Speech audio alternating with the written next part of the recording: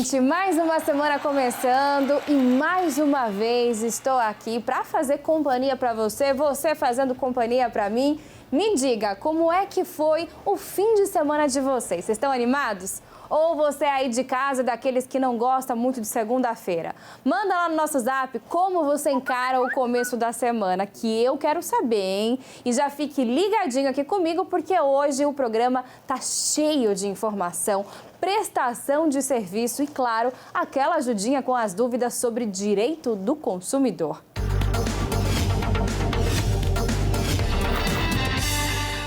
A gente faz questão de te ajudar com as dúvidas que surgem aí no dia a dia, principalmente em relação a direito. Por isso, o doutor Samuel já está aqui do meu lado. Seja muito bem-vindo mais uma vez, viu? Muito boa tarde, Marcela. Boa tarde, pessoal de casa. Sempre um prazer estar aqui. Gente, prazer é todo nosso. Doutor Samuel, olha só. A semana já começa recheada de muitas dúvidas que os nossos telespectadores mandam pra gente. E aí a gente já começa com a dúvida do Gustavo, ele que é do Guarujá. Ele diz o seguinte: eu gostaria de saber se caso eu deixar um celular no conserto e não for buscar em 4 meses, o dono da loja pode me cobrar o aluguel do celular ou vender o meu aparelho? Olha, Marcela, muito interessante a pergunta do nosso telespectador. O que acontece? O Código de Defesa do Consumidor não disciplina especificamente essa situação, mas a jurisprudência já está formando um entendimento sobre esse determinado assunto. O que acontece? Quando você deixa o seu aparelho para consertar, o seu produto, e não vai retirar após ser comunicado que aquele conserto já foi concluído, você pode sim pagar uma diária, uma estadia em razão daquele bem ficar sob a guarda daquela loja, daquela empresa. Vamos supor um veículo, no caso dele é um celular, é um bem de valor que pode ser considerável a depender do aparelho, mas vamos dar um exemplo de um veículo. Um veículo tem um ônus, Você tem um espaço que vai ocupar naquela oficina. Então, se a pessoa, o consumidor, sabe que o seu produto já ficou pronto, já foi consertado e mesmo assim não vai retirar, ele pode ser cobrado sim uma diária ou uma estadia em razão daquele bem permanecer lá sob a guarda da empresa. No caso concreto, a jurisprudência estabelece um prazo de 30 dias. Após a comunicação da empresa que o produto ficou pronto, que o conserto foi concluído, o consumidor tem um prazo de 30 dias para fazer a sua retirada. Se passar desse prazo, a empresa pode cobrar a estadia daquele produto que ficou lá à disposição do consumidor.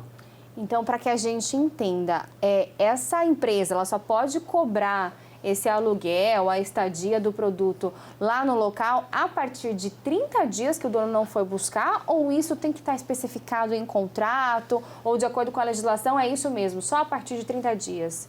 A empresa, a assistência técnica, ela pode estabelecer um prazo menor que 30 dias. Porém, o consumidor tem que ficar ciente através daquele recibo, de uma ordem de serviço, que o prazo para retirada após a conclusão do serviço está ali estabelecido. Mas, se não houver, aplica-se o prazo de 30 dias. Se não houver nada escrito entre as partes. Tá certo. Ou isso tem que ser avisado e, se não for avisado, entende-se que o cliente já deve saber ou supor por conta dessa lei mesmo que após 30 dias a empresa pode cobrar. Sim, porque é um período razoável, Não é justo que a empresa suporte esse ônus, Marcela? Sim. De ter aquele bem sob sua guarda. Porque se acontece alguma coisa, a loja é assaltada, Vamos supor, acontece algum sinistro, a loja que vai ser responsável, porque estava sob a guarda dela. Sim, não, sem dúvida, muito bacana. Tem que ser justo para os dois lados, Com certeza. Tá legal. E olha só, a Natália Costa, de Bragança Paulista, mandou essa pergunta. Eu queria que você me tirasse uma dúvida.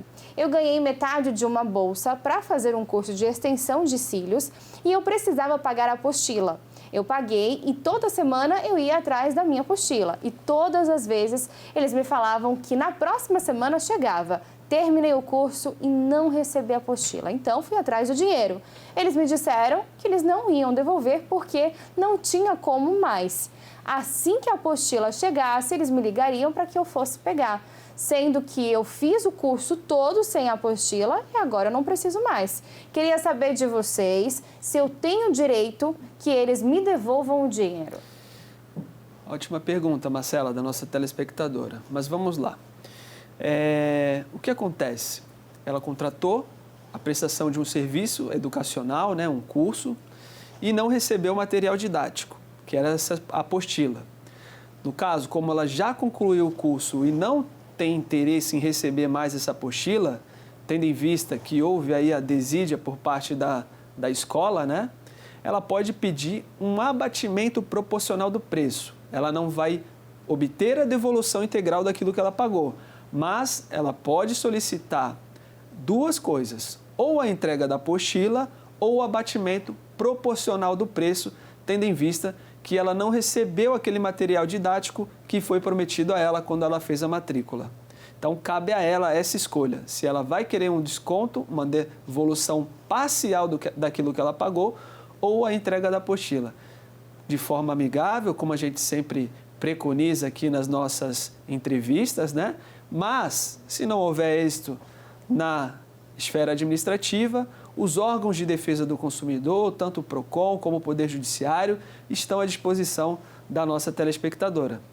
Agora sim, doutor, vamos supor que essa apostila não pertence ao mesmo local onde ela fez o curso. Vamos supor que essa apostila é terceirizada, digamos assim, de outro local.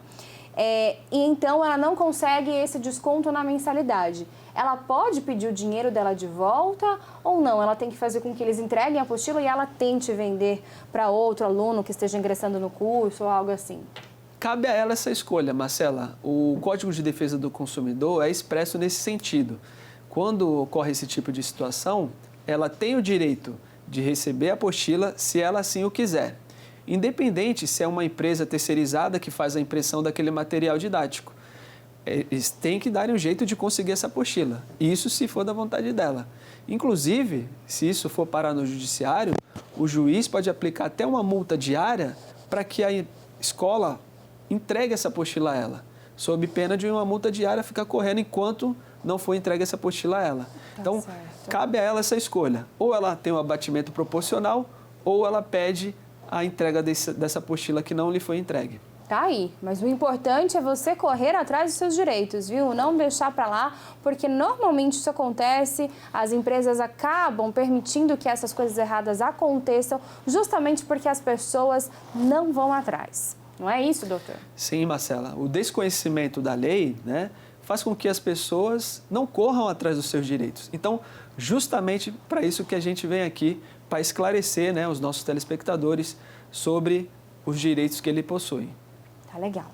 E vamos lá, agora tem a dúvida da Edivânia, ela que é de Ribeirão Preto. Ela diz o seguinte: eu comprei uma televisão em uma loja de bairro, mas fazendo as contas, eu estou pagando o valor de 3 televisões. Isso é correto?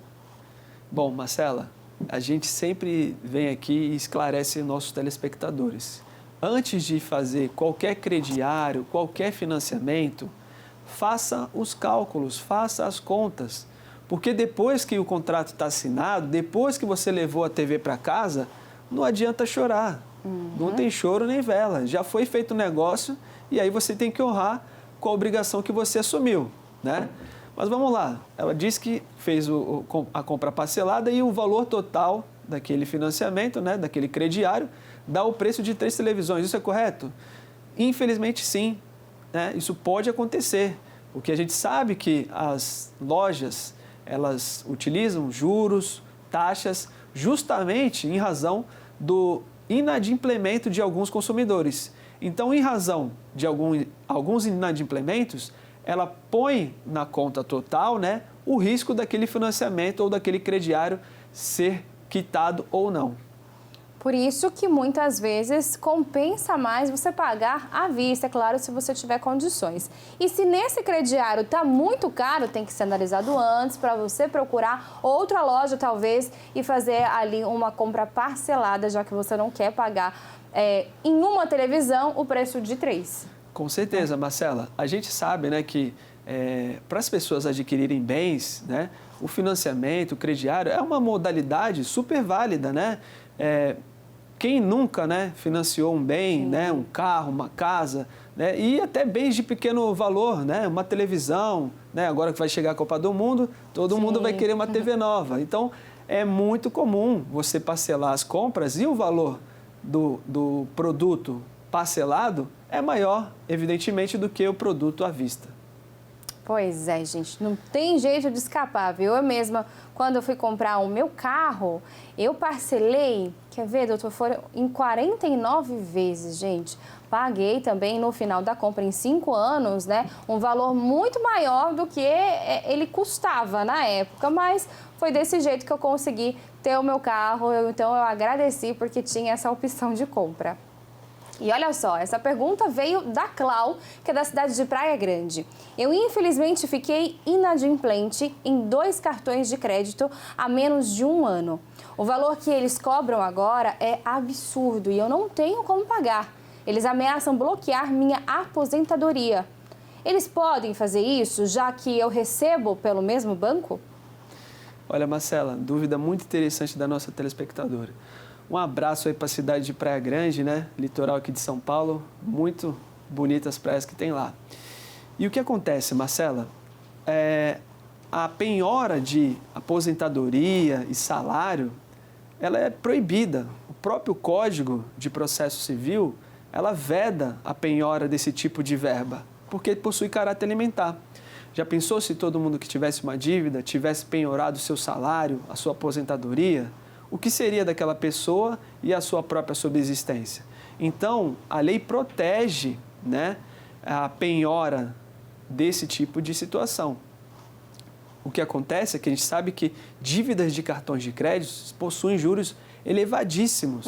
É o pior tipo de dívida que você pode ter, né? Então, a melhor saída é negociar. Faz um parcelamento, renegocia, porque as financeiras e as empresas, instituições financeiras, elas querem receber. Às vezes, pelo valor da dívida, elas já conseguem fechar um acordo, né? Sem ser necessária a cobrança de juros. Então, sempre quando tem aqueles feirões, né, de limpa-nome, Serasa, CPC, é interessante que o consumidor faça o cadastro no site, né, e fique atento quando surgir uma oportunidade de acordo, para que ele possa saldar aquela dívida e voltar a ter crédito na praça. Mas cabe ressaltar que a empenhorabilidade do salário da aposentadoria é garantida pela lei. Agora, é muito importante isso que o doutor falou, porque ele disse não só em relação aos aposentados, mas também os assalariados, ou seja, as pessoas que recebem aí salário, os trabalhadores também.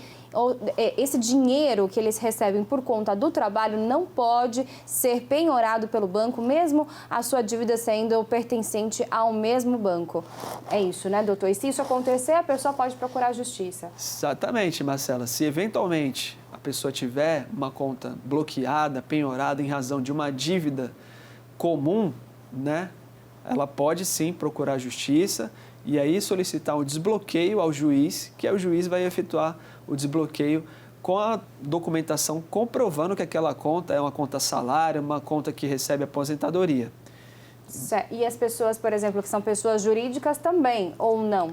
Não, esta regra se aplica apenas à pessoa física. Certo. Esta regra da empenhorabilidade se aplica apenas à pessoa física. Mesmo aquelas pessoas, por exemplo, que prestam serviço e têm dali também um salário? Porque fica muito difícil, Marcela, nesse caso, comprovar efetivamente que aquele numerário pertence à pessoa física e não à jurídica. Porque muitas das vezes acontece uma confusão patrimonial. O patrimônio da pessoa jurídica se mistura com o da pessoa física. E quando há essa confusão patrimonial, a justiça não acata esse tipo de pedido de empenhorabilidade. Por isso que é preciso ter muita atenção, viu? Se você é pessoa jurídica, presta serviço, né, e acaba recebendo esse valor por uma conta jurídica, tem que tomar cuidado, porque aí a lei muda um pouquinho, né? Exatamente, o tratamento é diferenciado. Tá legal. E, gente, a Tainara Fernandes, do Mato Grosso, mandou o seguinte: eu estou grávida e quero fazer cesariana. O hospital público pode exigir que eu faça parto normal ou eu tenho direito de escolha? Ótima pergunta da nossa telespectadora, Marcela. Esse é um tema que está muito em evidência, né, nos últimos tempos, né, da saúde da mulher, da gestante. E o que diz a lei a respeito disso? A lei é clara. Cabe à gestante essa escolha do tipo de parto. Seja uma cesariana, seja um parto normal.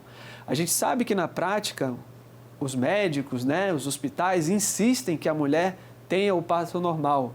Mas muitas das vezes, aquela escolha não é da mulher, não é da família, e a mulher se vê compelida a passar por um constrangimento ali, horas de parto, tentando e mesmo assim não consegue ter o parto normal.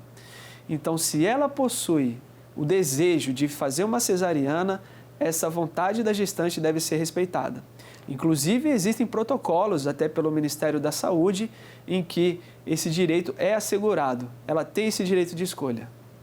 Nossa, e eu não sabia disso não, para mim é novidade, muito bacana. Então, se essa mulher está gestante e ela então recebeu essa notícia, né, vai ter o bebê pelo SUS e recebeu essa notícia de que tem que tentar o normal primeiro, antes de ter a cesariana, ela procura quem para fazer valer o direito dela? Então, ela deve fazer uma comunicação por escrito no ato do pré-natal, né, quando está fazendo o acompanhamento do bebê, da gestação. No ato do pré-natal, ela já manifesta essa vontade. Então, não é quando ela entra no hospital e vai ser inserida na sala de parto. Antes mesmo dela ingressar no hospital, ela, durante o pré-natal, ela já manifesta esse desejo de: doutor, eu quero fazer meu parto cesariana, quero fazer meu parto normal, porque é um direito da gestante. Legal, muito bacana. E não só isso, mas também a gestante tem o direito de ter um acompanhante, né? Independente se é familiar ou não. Muito importante a sua ressalva, Marcela, porque a gente teve aquele caso absurdo lá no estado do Rio de Janeiro, né? E a gente sabe que quando acontece o parto, todas as atenções, quando o bebê nasce, são voltadas para o bebê. E às vezes a gestante fica lá abandonada, entre aspas, né? Digamos assim, sem ter atenção de ninguém naquele momento, porque todo mundo dirige a atenção para a criança, que acabou de nascer. Então, é muito importante que a gestante tenha um acompanhante, né? Seja o esposo, seja a própria mãe, algum familiar, para que possa assisti-la naquele momento tão importante, né, da vida dela e evitar que alguns abusos ocorram, como ocorreu no Rio de Janeiro. Certo, o caso do anestesista, né? Isso. Terrível, terrível, que a gente não gosta nem de lembrar. Vamos lá, para a próxima pergunta. Maria Eduarda, de Espírito Santo do Pinhal, quer saber o seguinte: doutor, eu postei um vídeo no meu TikTok e um site conhecido repostou o meu vídeo e fez uma matéria sobre ele. Isso pode acontecer ou eles deveriam ter me pedido autorização? Pergunta interessante da nossa telespectadora, né? Hoje, com a rede social, TV, a gente fica naquele mar de informações, né? E às vezes pode acontecer algumas situações em que determinada empresa utiliza a nossa imagem sem autorização. O que acontece? Se a imagem da nossa telespectadora for utilizada para fins comerciais, sem o consentimento dela, ela pode pleitear na justiça uma indenização em razão da exposição indevida da imagem dela, apenas para fins comerciais. Então, tá certo. Ela tem que ficar atenta quanto a isso. Se a veiculação daquele vídeo que ela fez, né, se deu de forma comercial, ela pode sim pleitear uma indenização da justiça contra essa empresa. Doutor, só para que fique claro, comercial, o que você diz é se a empresa está recebendo algum valor em relação a isso por conta daquele vídeo. Exatamente, é isso? Exatamente. Vamos dizer que a empresa utilize aquele vídeo que ela fez numa peça publicitária mesmo, certo. Né?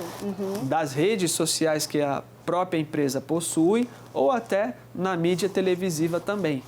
Então, cabe indenização, sim, à exposição indevida da imagem sem o consentimento daquela pessoa, desde que para fins comerciais. Doutor, mais uma vez, muito obrigada por participar, por começar a semana aqui com o pé direito, viu? Obrigada por tirar as dúvidas dos telespectadores e as nossas também. Sempre um prazer te receber aqui, viu? Eu que agradeço, Marcela. É sempre um prazer estar aqui no seu programa, esclarecendo as dúvidas que os telespectadores mandam aqui para a voz da população.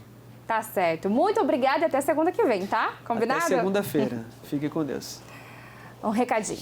Dia dos Pais combina com um sorriso e eu tenho certeza que você tem uma lembrança muito feliz com o seu pai ou com o seu filho. Sabe aqueles momentos que a gente guarda a imagem na memória? Então, se você quer voltar a sorrir ou presentear seu pai com um lindo sorriso, venha para Vamos Sorrir, pois agora em agosto, mês dos pais, a Vamos Sorrir está com a campanha nacional dos implantes odontológicos, para o paizão sair de sorriso renovado. São mais de 90 clínicas Vamos Sorrir pelo Brasil, com tecnologia de última geração e profissionais especializados em implantes odontológicos. Em nossa região, a Vamos Sorrir conta com unidades em Botucatu, Lins, Marília e também Matão. Chame agora mesmo pelo zap 11 9 7538 3192 ou acesse o site vamossorrir.com.br. Afinal, dentes bonitos e saudáveis deixam a vida de um pai muito melhor. Vamos sorrir? É sorriso completo.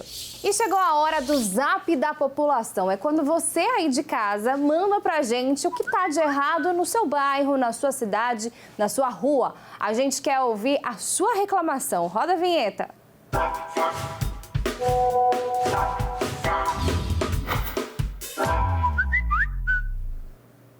Olha só, gente, quem já foi a São Vicente com certeza se lembra da Ponte Pênsil. O local é um cartão postal da cidade, mas que hoje está abandonada. A população que depende da Ponte Pênsil, então, não aguenta mais tantos problemas para conseguir atravessar de um lado para o outro. Tem buracos na estrutura, em madeiras quebradas ou rachadas, grades destruídas e enferrujadas e vigas soltas que fazem parte ali do cenário. E claro que isso deixa preocupado quem precisa passar por ali, principalmente crianças, idosos, adultos que têm dificuldade também de mobilidade.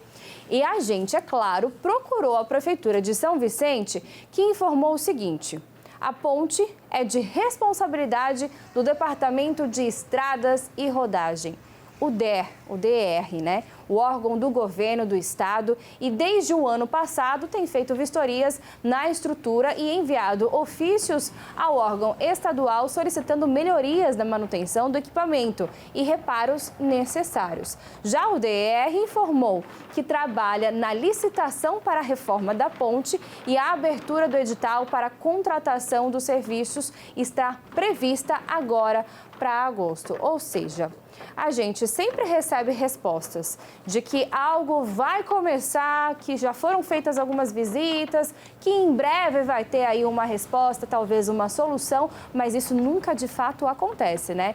Então, se você que é de São Vicente, você que usa a Ponte Pênsil, passa por ali, gente, olha que absurdo que está a situação desse local. Você, por favor, anota aí na sua agenda que eles disseram que a partir de agosto vai começar, então, a fazer a manutenção e os reparos necessários. Caso isso não aconteça, por favor, volte a denunciar, a ligar aqui na Voz da População, porque a nossa obrigação é cobrar das autoridades uma resposta, mais do que uma resposta, gente, uma solução o quanto antes, o mais rápido possível. Isso não pode ficar assim, tá um absurdo. E o medo que deve dar de cair, de desestruturar tudo na hora que você está passando lá por cima, imagina só, terrível. E a gente espera que realmente comecem a ser feitos esses reparos agora em agosto. E se você também tem alguma dúvida relacionada a direito do consumidor, escreve aqui pra gente, manda sua pergunta para o nosso Zap da População. Já anotou o número? É o 11 96783 6666. E se você sabe de alguém que está com um problema parecido com algum desses que a gente comentou aqui no programa, manda também o programa para essa pessoa. Vai lá no nosso YouTube e também compartilha com ela. Esse vídeo tem muito conteúdo bacana para você ficar inteirado aí dos assuntos que mais estão circulando no nosso dia a dia, tá bom? E olha só, a Prefeitura de Campinas lançou o programa de Clínicas Veterinárias Móveis, que pretende oferecer atendimento itinerante gratuito para cães e gatos de diversas regiões da cidade. São 2 unidades móveis instaladas em containers adaptados. Os primeiros locais que as 2 unidades estão atendendo são a Praça da Juventude, no DIC 5, e em frente à sede do Departamento de Proteção e Bem-Estar Animal, no bairro Vila Boa Vista. A expectativa é fazer cerca de 24 mil atendimentos por ano nas clínicas. E o foco vai ser atender a população mais carente, ou seja, muito bacana aí também para ajudar os nossos animaizinhos que tanto ajudam a gente também no dia a dia, né? Nos fazendo companhia, nos trazendo um pouquinho de carinho também e sempre com a gente para ajudar a enfrentar, né, esse mundão terrível. E olha só, gente, uma multinacional de gerenciamento de energia abriu 50 vagas de estágio para Valinhos e Mogi Mirim. As inscrições vão até o dia 2 de setembro e devem ser feitas por meio do site. Estudantes com previsão de formação entre 2023 e 2024 podem participar do processo seletivo. As vagas são para alunos de graduação na área de exatas e tecnológicas e também para cursos como administração, ciências contábeis, economia, psicologia e recursos humanos. Há oportunidades também para estudantes de automação, eletroeletrônica, eletrônica, mecatrônica, segurança do trabalho, entre outros. As etapas do recrutamento envolvem testes dinâmica e também entrevista com as lideranças das áreas contratantes. Então, atenção, porque você pode ser o próximo. E o Procon, gente, de Guarujá, no litoral de São Paulo, iniciou nesta segunda-feira, dia 1º, a Operação Dia dos Pais nos comércios. A fiscalização, que prossegue até 12 de agosto, tem o objetivo de proporcionar aos consumidores a compra de presentes sem transtornos. Então, os fiscais vão estar de olho em possíveis abusos e irregularidades praticadas contra o consumidor nos estabelecimentos de Guarujá e Vicente de Carvalho. O preço diferenciado, opções e condições de pagamento, valores fixados nos produtos, informações, política de troca e disponibilidade do Código de Defesa do Consumidor vão ser alguns dos itens verificados durante a operação. De acordo com o Procon, com a proximidade da data, é preciso reforçar as ações em prol do consumidor. Além de fiscalizar esses locais para garantir os direitos do consumidor, o órgão desenvolve também orientação para os comerciantes. Em caso de dúvidas, informações e reclamações, a orientação é procurar a sede do Procon, localizada na Avenida Ademar de Barros, 218 ou 222. São os 2 números, tá bom? Que fica no bairro Santo Antônio. O horário de funcionamento é de segunda a sexta-feira, das 9 horas da manhã até as 5 horas da tarde. Informações também podem ser obtidas pelo número 13 3355 6648. E a gente vai para o intervalo rapidinho e volta já já, não saia daí, tá?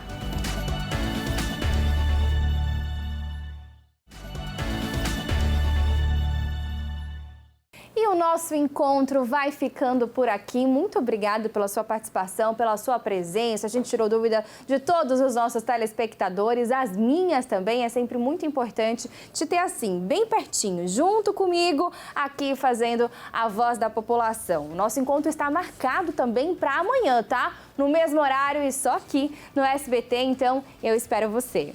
Grande beijo!